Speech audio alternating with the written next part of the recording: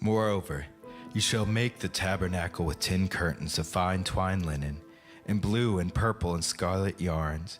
You shall make with them the cherubim skillfully worked into them. The length of each curtain shall be 28 cubits, and the breadth of each curtain 4 cubits. All the cubits shall be the same size. 5 curtains shall be coupled to one another, and the other 5 curtains shall be coupled to one another. And you shall make loops of blue on the edge of the outermost curtain in the first set. Likewise, you shall loop on the edge of the outermost curtain of the second set. 50 loops you shall make on one curtain. 50 loops you shall make on the edge of the curtain that is the second set, and the loops shall be opposite one another. You shall make 50 clasps of gold, and the couple of curtains one to another with the clasp, so that the tabernacle may be a single whole. You shall also make curtains of goat hair for a tent over the tabernacle. 11 curtains you shall make. The length of each curtain shall be 30 cubits, and the breadth of each curtain shall be 4 cubits. The 11 curtains shall be the same size. You shall couple 5 curtains by themselves, and 6 curtains by themselves, and the 6th curtain you shall double over at the front of the tent. You shall make 50 loops on the edge of the curtain that is the outermost in one set, and 50 loops on the edge of the curtain that is the outermost of the second set. You shall make 50 clasps of bronze, and put the clasp into the loops, and the couple the tent together that is in the single hole, and the part of it that remains of the curtains of the tent, the half curtain that remains, shall hang over the back of the tabernacle, and the extra that remains in the length of the curtains, the cubit on one side and the cubit on the other side, shall hang over the sides of the tabernacle, on this side and that side, to cover it. You shall make for the tent of a covering of tan ram skins, and a covering of goat skins on top. You shall make upright frames for the tabernacle of acacia wood. 10 cubits shall be the length of a frame, and a cubit and a half the length of each frame. There shall be 2 tenons in each frame. For fitting together, so shall you do for all the frames of the tabernacle. You shall make for the frames of the tabernacle 20 frames on the south side, and 40 bases of silver you shall make under the frames. 2 bases under one frame for its 2 tenons, and 2 bases under the next frame for its 2 tenons. In the second side of the tabernacle on the north side, 20 frames, and their 40 bases of silver, 2 bases under one frame and 2 bases under the next frame. And for the rear of the tabernacle westward, you shall make 6 frames, and you shall make 2 frames for corners of the tabernacles in the rear. There shall be separate beneath, but joined at the top at the first ring. Thus shall it be with both of them. There shall be from 2 corners, and there shall be 8 frames, with their bases of silver, 16 bases, 2 bases under one frame, and 2 bases under the other frame. You shall make bars of acacia wood, 5 for the frames of the one side of the tabernacle, and 5 bars for the frames of the other side of the tabernacle, and 5 bars for the frames of the sides of the tabernacle at the rear westward, and the middle bar halfway up the frames shall run from end to end. You shall overlay the frames with gold, and you shall make their rings of gold for holders of the bars, and you shall overlay the bars with gold. Then you shall erect the tabernacle according to the plan for it, as you were shown on the mountain. And you shall make a veil of blue and purple and scarlet yarns and fine twined linens. It shall be made with cherubim skillfully worked into it, and you shall hang it on the 4 pillars of acacia overlaid with gold, with hooks of gold on 4 bases of silver. And you shall hang the veil from the clasp, and bring the ark of the testimony in there within the veil. And the veil shall separate for you the holy place from the most holy. And you shall put the mercy seat on the ark of the testimony in the most holy place. And you shall set the table outside the veil, and the lampstand on the south side of the tabernacle opposite the table. And you shall put the table on the north side. You shall make a screen for the entrance of the tent, of blue and purple and scarlet yarn, and fine twined linen, embroidered with needlework. And you shall make for it 5 screen pillars of acacia, and overlay them with gold. Their hooks shall be of gold, and you shall cast 5 bases of bronze for them. All right, so that was Exodus chapter 26. Exodus 26 here. And so if you were here last week, you know that the primary thrust of the previous chapter was what was inside all of this temple, this tabernacle. And now we're going to get to the outside temple. Well, actually, you didn't read your bulletin wrong. I am going to try to do 2 whole chapters today. So pray for me. Actually, I'm fine. Pray for yourself. We're going to try to do 2 whole chapters today. But you might read through all of this, and you just heard through all of it. And it's one of those passages where you get through in your Bible reading, and you're just like, listen, what did that have to do with me? That was completely like what, acacia wood and all this stuff. That's just a bunch of like legal mumbo jumbo here. And right here, I actually have 26 pages of just legal stuff here. And it's like, man, this is completely pointless. But this actually isn't what's that. This is just your Apple iTunes contract. That thing that you scroll down and hit I agree, and you never realize that you just signed away your firstborn child.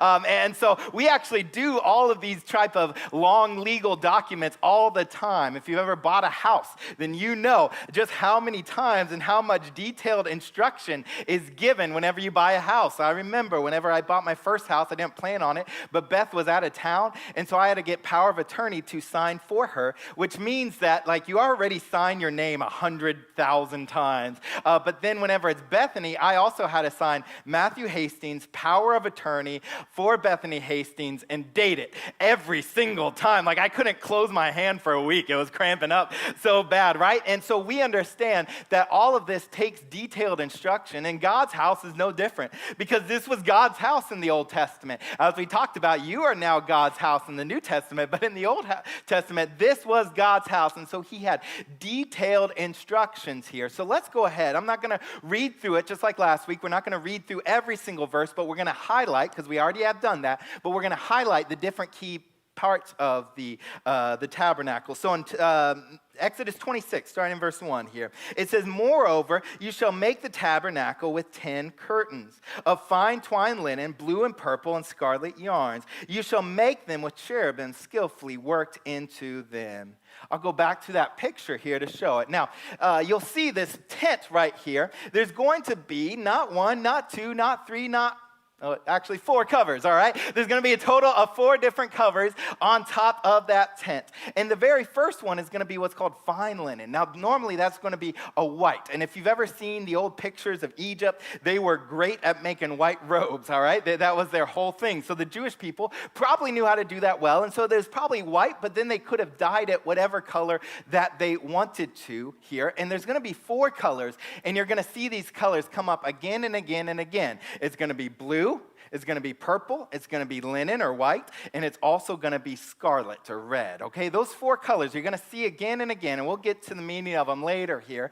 But that was the first one. And so as you walked inside of this tabernacle, inside of this holy place, you would look up and you would see this beautiful linen, and inside of that, there's going to be cherubim woven into it. The cherubim were the angels, if you remember. They were God's holy angels. In fact, whenever somebody sinned, Adam and Eve sinned in the Garden of Eden, God sent cherubim as the guardians and said, no, you're not allowed in here anymore. And so now as the priests go into this tabernacle, they look up and they see this beautiful tapestry. And in front of them, which we'll see in just a minute, they're going to see angels. And all around them, they're going to see angels. And the impression was simply this: this is a picture of heaven. This is holy ground here. And so as the priests go in it now, they would look up and they would get that feeling of awe that we are standing in the very presence of God right before they go into the holy place, the most holy place, which was where God's presence actually dwelt. So it starts out with that linen on the inside, but only those on the inside could see it,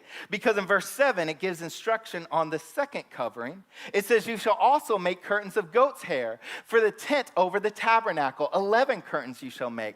This is going to be slightly larger than the first one, and it's going to completely overlay it. Now, a lot have been made about what does this mean, but in my opinion, whenever the Jewish people in that time period would think about goats, especially in the tabernacle, they would often think about sin. Because one day on Yom Kippur, the Day of Atonement, they would bring in 2 goats, they would kill one of them to sacrifice for the sin, and then the high priest would go and lay his hands on another goat and send it out into the wilderness as a scapegoat. And so when you're thinking about goats inside of the tabernacle, you would think of sin. And so here's the picture. First, you have this beautiful woven tapestry that looks like heaven, that feels like heaven. But if you were on the inside, you could see that. If you were on the outside, you couldn't see it. Why? Because that covering of goat's hair, the covering of sin, is now going to restrict us from being able to see that. And so nobody could see that beautiful part of it inside, but everybody else, it would be covered. But then there's even more coverings here. So down in verse 14, it says, you shall make for the tent a covering of tanned ram skin and a covering of goat skins on top. So 2 more coverings. Now, this the next covering here is going to be, let's see if I can get that picture up. There we go. That next covering is going to be the red. It would actually be tan, which means it's dyed red ram skin. Rams weren't used a lot in the tabernacle, but when they were used, the most common reason is whenever a priest was consecrated. Whenever a new priest came in, they would actually kill at the age of 30, which is significant because Jesus started his ministry at the age of 30. They would kill a ram at that moment. And so now they're going to use ram skin to lay on top of it, and it's dyed red to showcase that there's going to be a sacrifice by a priest to lay over the sin. But then that wasn't the only one. On top of that, there's going to be, the ESV says goat skin will be the outer layer. Now, if you're reading the King James, I think it says badger, and I don't even know what all the translations will put, because in reality, nobody knows what it is. In fact, I read this, and I'm not making it up, that somebody has proposed that it was actually unicorn skin. I'm pretty sure that's not it, but we don't know exactly. At least, actually, the scholars don't know. I think us in Hernando County might, because in the Hebrew, if you were to read it, it actually means sea cows.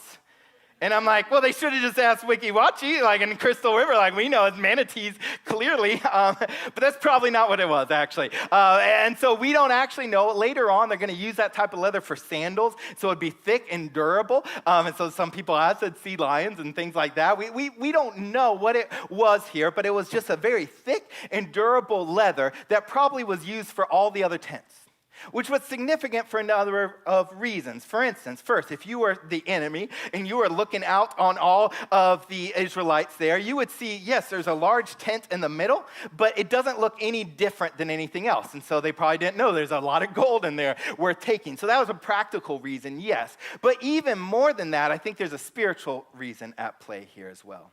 See, because whenever you were inside this tabernacle, it was beautiful and you could feel the presence of God. But on the outside, it looked just like everybody else. And that's actually a picture of Jesus as well.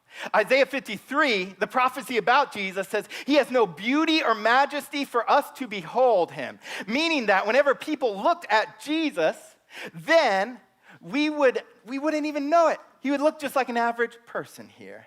And so for most of us, if you go like in a, mostly white church, we're always thinking of like Jesus looks like Thor or Fabio. If you go to a black church, there's a black guy. If Asian church, it's an Asian guy. Because we all want to make Jesus look a little bit more like us, don't we?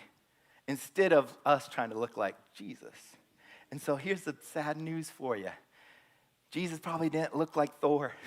I'm sorry. I don't know what you have inside of your mind here. In fact, I was reading just a fun fact here that the average height of men during the biblical time period was 5'3".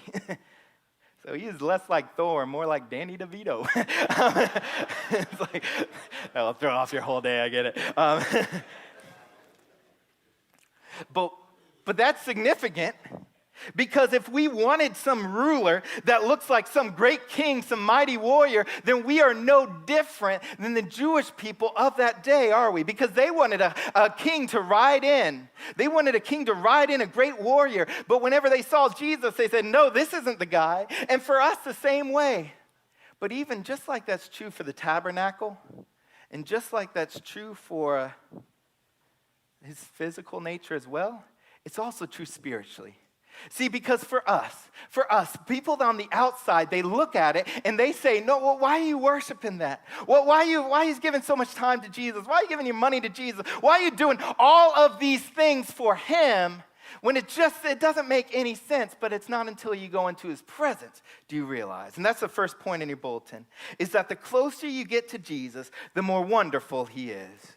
The closer that you get to Jesus, the more wonderful that he is. From the outside, if you don't have a relationship with him, it won't make sense. Paul says it's like foolishness. But the moment that you walk in, and you behold his glory. But you can't see that until you actually get in a relationship with him here. And so it goes on here, and it's going to actually go into all sorts of detail that we're not going to get into today, but there's going to be, inside of it, there's going to be a lot of different wood pieces, both vertical and horizontal, and it's going to create this cage almost completely around it to where, like, it's not going to fall down. And no matter what happens, this thing is going to be extremely sturdy here. And you can kind of get a little bit from this picture as well that there's a lot of gold in there. In fact, the whole thing was almost all gold. And so even down to the studs, they would have bars, and it said that they took acacia wood, but then they would dip it in gold, wrap it in gold, which is just a baller statement right there, right? Like, you know that you are rich when you put your studs in gold. This is probably a bad example, but like Donald Trump, have you ever seen his New York City apartment? Like, that thing is covered in gold, and I look at it, I'm like, that looks awful. But that man is making a statement, right? And so at this point here, in this tabernacle, he is making a statement, but what's significant about it is nobody's going to even see it. Nobody will even see those studs, whether you are on the inside or the outside, actually. You will not even be able to see it, but even in there, the gold is showing the richness and the majesty of Jesus. But it goes on, and now he starts to talk about the veil. Down in verse 31. It says, you shall make a veil of blue and purple and scarlet yarn and fine twine linens. It shall be made with cherubim skillfully worked into it. Verse 32. And you shall hang on it 4 pillars of acacia overlaid with gold, and hooks of gold, and 4 bases of silver. And you shall hang the veil from the clasp, and bring the ark of the testimony in there within the veil. And the veil shall separate you from the holy place from the most holy. Now, inside this tabernacle, you're going to see actually there's multiple veils in a way. There's going to be the outside one, there's going to be that one, and then the most important one is the veil separating the holy place from the most holy place. The place where the priests went every single day and did all of their work right here, but then the only one who would be able to go into the most holy place was the high priest one day a year on the Day of Atonement with the blood of the Lamb in hand. And so we ask ourselves, what is the symbol? What's trying to be shown here on the veil? Well, the veil is clearly a picture of Jesus. See, because the only way to get into the very presence of God was through the veil. There was no rips in the veil. There was no tears in the veil. There was no slits in the veil. You had to get down on your knees and pass through that veil in order to find the very presence of God. And so the next point in your bulletin is that to be in the presence of God, to be in God's presence, we must go through Jesus. We must go through Jesus. And this is so significant. And if you feel like I'm stretching it here, if you read Hebrews chapter 10, 19 and 20, it says that we are able to enter in the holy place through the curtain, through the veil, which is the flesh of God. It means that whenever Jesus Christ was on the cross and he died and his body was essentially torn in two, that veil at the same moment was torn in two. And because of that, we can now enter through the flesh of Jesus Christ into the very presence of God. It might surprise you that, because I don't really give off this vibe, I don't think, but I have gone camping a lot in my life. Not that funny, but I have. I've gone to 49 states. I've probably camped in about 40 of them. My dad would just take us all sorts of places, and we would always go camping. And sometimes we had like a pop-up camper, but a lot of times we were also in a tent. And I still remember there's a few times whenever you go camping, you're going to come up with a few stories, right? And still the one that's most memorable, I think, for me, whenever we go camping, is we were camping in Northern California one time, and they have a lot of bears in Northern California. And so we pull up to this campground, and on the side there's a sign, and it says, "Days since bear incident." I'm like, okay, well, how long is that? And then it said, 3 days, exclamation mark. And I'm like, 3 days does not deserve an exclamation mark, number one, unless it's not like a happy exclamation. If it's a scary one, then yeah, I understand that. But so we were 3 days since the last bear incident. This is great. And so we go in, and we just have a tent in that moment, and they make you you take all of your food and even your chapstick and even your toothpaste and literally everything that emits any type of smell and shove it in a box and lock the box, a metal box, because they say if a bear even smells chapstick in your car, it will rip open that door and try to eat it. And so I'm shoving all this stuff in, and then we go set up our tent, and we lay down in our tent, and I'm thinking, wait. If a bear can smell chapstick in the car, can it smell me inside the tent? Like I'm just a little burrito up in here in my sleeping bag. This is not going to end well, right?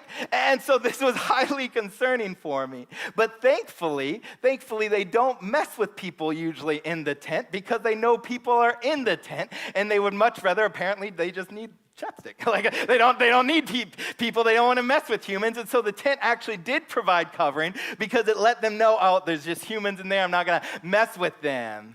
And in the same way here, even though from the outside, it looks just like a normal tent. It looks like we would, if we saw Jesus, we would not think anything different of him than any other person that walked in. On the inside, there was something significant there. There was the very presence of God there as well. And so this was only, though, something that the priests got to see. This was only something that so many of the special, just a very few of the special people got to see. But when Jesus came down to earth and he came down and he ripped that veil, he says, now we are all invited in and we can run to that tent as well. But that breaks us through the first chapter here. Now we're going to look at chapter 27. So I have another video for you guys. You shall make the altar of acacia wood, 5 cubits long and 5 cubits broad. The altar shall be square, and the height shall be 3 cubits.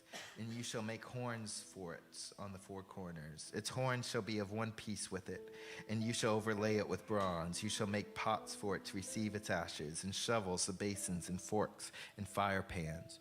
And you shall make its utensils of bronze. You shall also make for it a grating, a network of bronze. And on that net you shall make 4 bronze rings at its 4 corners.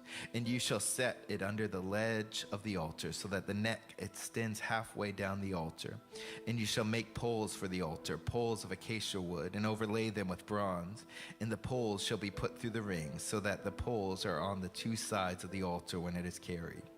You shall make it hollow with its boards. As it has been shown you on the mountain, so shall it be made.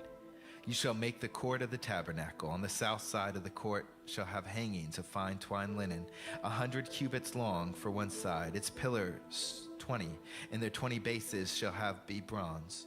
But the hooks of the pillars and their fillets shall be of silver. And likewise for the length of the north side there shall be hangings 100 cubits long. Its pillars 20, and the bases 20 of bronze. And the hooks of the pillars, their fillets shall be of silver. In the breadth of the court of the west side, there shall be hangings for 50 cubits, with 10 pillars of 10 bases. The breadth of the court on the front to the east shall be 50 cubits. The hangings for the one side of the gate shall be 15 cubits, with their 3 pillars and 3 bases. On the other side of the hangings there shall be cubits, with their 3 cubits and 3 bases. The gate of the court there shall be a screen 20 cubits long, of blue and purple and scarlet yarns, and fine twined linen, embroidered in needlework. It shall be 4 pillars, and with them 4 bases. And the pillars around the court shall be filtered with silver. Their hooks shall be of silver, and their bases of bronze. The length of the court shall be 100 cubits, and breadth 50, and the height 5 cubits, and the hangings of fine twined linen, and bases of bronze, all of the utensils of the tabernacle for every use, and all its pegs of the court shall be of bronze. You shall command the people of Israel that they bring to you a pure beaten olive oil for the light, that a lamp may regularly be set up to burn in the tent of meeting, outside the veil that is before the testimony. Aaron and his sons shall tend it from evening to morning before the Lord.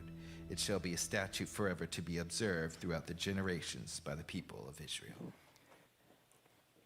All right, so that was Exodus 27 here. And it was covering the outside of the court now. And so no longer just the tent, no longer just the tabernacle, but now this outer court here. And also there's going to be two pieces of furniture, the altar, the bronze altar right here, but then also there's a laver. It doesn't talk about that. We'll get to that in a later chapter here. But it starts out by talking about that altar there. And so let's read chapter 27, verse 1 and 2. It says, "You shall make the altar of acacia wood, 5 cubits long and 5 cubits broad. The altar shall be a square, and its height shall be 3 cubits. 5 cubits long would be about 7.5 feet wide, a big 7.5 foot square, a little bit taller than me. But then 3.5 cubits tall would be about 4.5 feet tall, so a little bit shorter than me.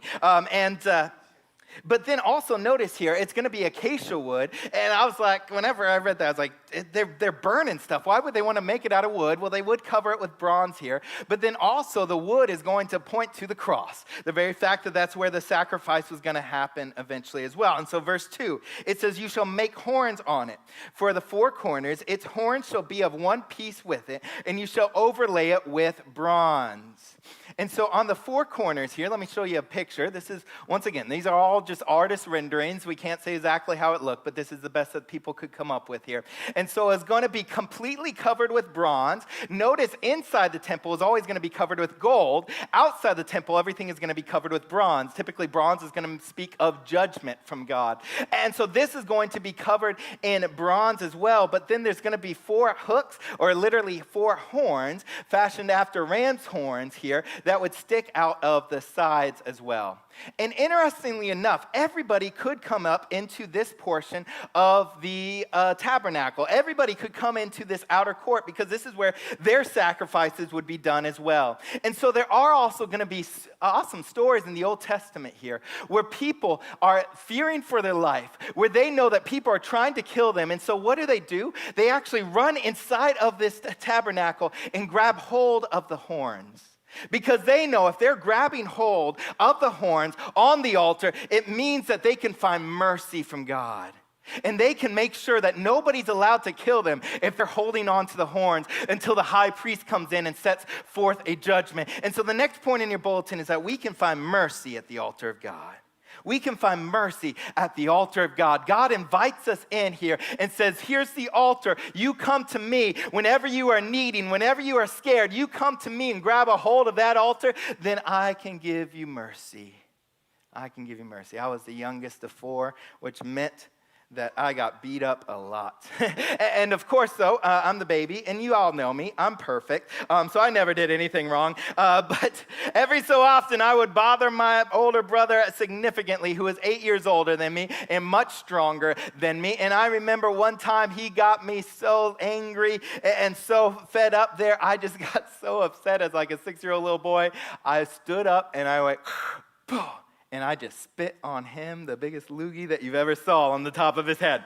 Now, in that moment, my 6-year-old life flashed before my eyes, all right? I knew I was a dead man, and so I just took off running. And I knew exactly where I was going to go. I only had one hope, and that was if I can find my mom before he finds me. And so I just took off, Mom, and she's like, what is happening? And I just stood behind her, and I'm like, please protect me, please protect me, please protect me. And he comes down now with the kind of spit hanging down on his face. And I knew that's like, no, I got to get to this place to find the mercy that I need, to find protection. And that's actually how they would treat the altar as well. Whenever Joab was trying to be killed, he would run into the altar and he would grab hold of it, knowing that that was the one place in the entire world that he could find protection. And it was the place that symbolized the cross.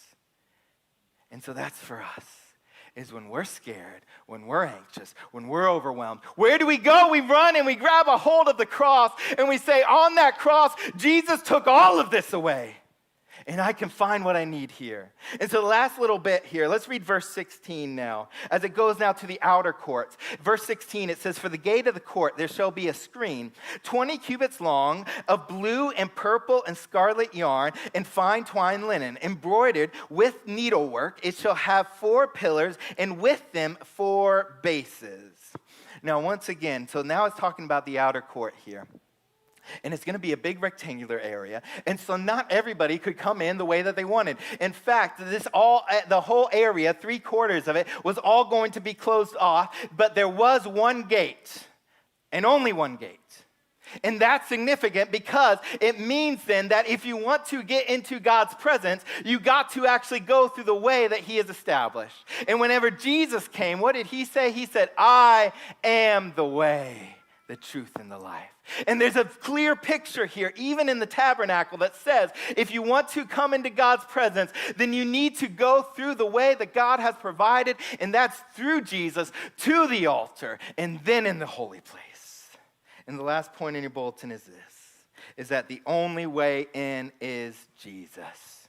The only way into God's presence is Jesus. What's interesting, though, is we start to wrap up here. You noticed there's 4 colors that keep coming up, right? Do you remember them? They were purple, blue, linen, which would be white, and then also scarlet, red. And those 4 colors are going to be the colors inside of the tabernacle. Those 4 colors are going to be the colors that's hanging in the veil between the holy place and the most holy place. And then it was also going to be the same colors, just in a different format, between the outer court and the holy place. And so every single way, when you see those 4 colors, it's clearly indicating that it's through Jesus and it's inviting us in. But then those are the same 4 colors even on the outside. That gate on the outside was the same 4 colors. And there's a lot of debate on what all the colors mean, but some of them we're pretty sure on.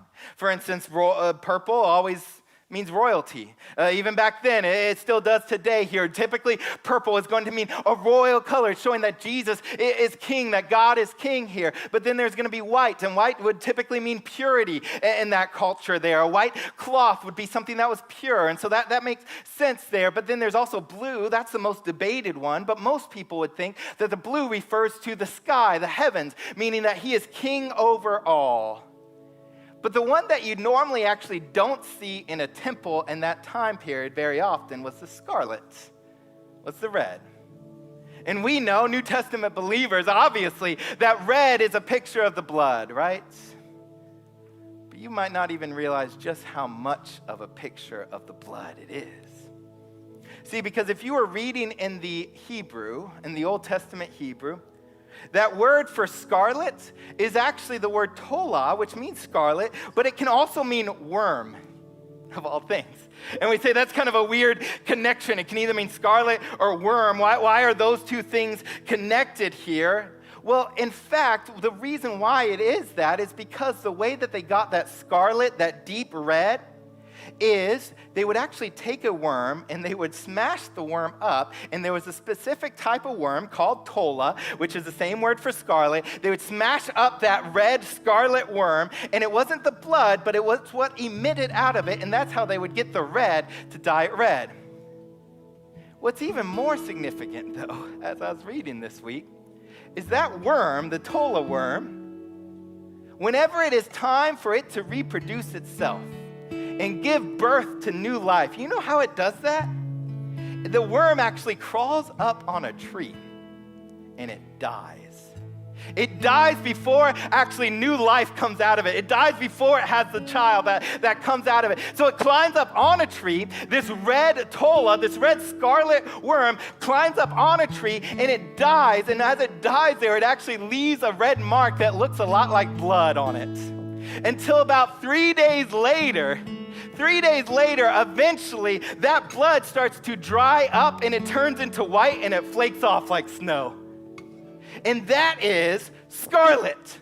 That is the worm. That is what Jesus is. And you might say, this is a little bit of a stretch, Joel. What do you mean by this? Well, if you don't take my word for it, turn over to Psalms 22 real quick here. Psalms 22 is a messianic psalm, meaning that it's pointing to Jesus. It's talking about Jesus. It actually starts with the phrase, my God, why have you forsaken me? Does that sound familiar? That is the very words that Jesus spoke on the cross when he was now hanging on the tree, ready to give his life so that others might live. That is what he said. But as you scroll down to verse 6, it says, Jesus is going to say, I am a worm and not a man.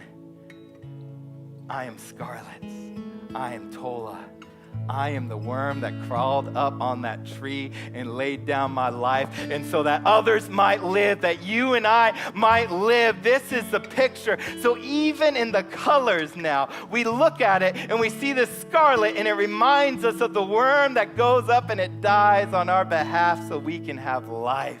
And every part of this tabernacle points to Jesus in every single way. You know, whenever I went camping a lot as a kid, I can admit it now, but there were several times when I would be scared. Especially whenever it was nighttime and I had to go use the restroom, or I had to go and pick up sticks for firewood, or I had to go to the car to get something. Like whenever I actually stepped out of that tent and went to go find something, it was usually pretty scary because I wasn't actually sure of what was going on out there. I wasn't sure what type of animals were going to be out there, or people that were going to be out there to get me, or I could trip and fall. Like I was just scared as a small child anytime I left the tent, even though I knew full well that the tent could not protect me at all, right? It's just a small little piece of cloth there. And so why did I feel safe inside the tent and I didn't feel safe outside the tent? I was thinking about that this week. I started to realize, I think it's always because my dad was inside the tent. It wasn't the tent, but I knew if my dad was inside the tent, then I was safe in there. And so whenever I left that tent and I left the security, it wasn't just a piece of cloth. That didn't do anything. But it's the very presence, the presence of my Father inside the tent that gave me the safety, that gave me the things that I need. And in the same way, in the same truth, this is the tabernacle. This is the truth here. The tent is just a symbol. It's just a picture that says, no, it is holding the presence of God. And you're invited now because of what Jesus did to come inside of it. So let me ask you, where are you living at? You living on the outside? Even though you're a believer and you have access to go in and sit inside his presence, are you living out here and you're saying that's just another thing? Or are you actually saying, no, I'm going to go inside and sit down with my Father where he has everything that I need? So with every head bowed and every eye closed,